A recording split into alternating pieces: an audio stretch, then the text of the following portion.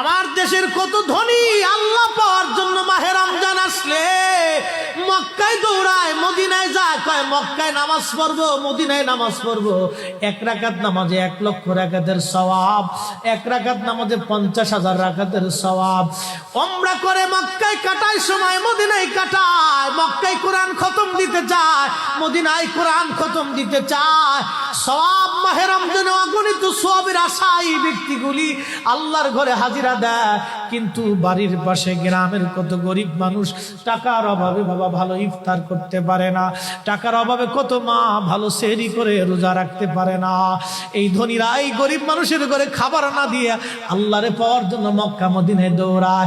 আল্লাহ ডাক দেখো, বান্দা একবার মরে দেখ, কায়দা মতো জুতা দিয়ে পিটামো, আমার বান্দারা না খায় ইফতার করবে, আর তুই আল্লাহ পাওয়ার জন্য মক্কায় আইছো, এমন আল্লাহ আমি ধরা দেব না।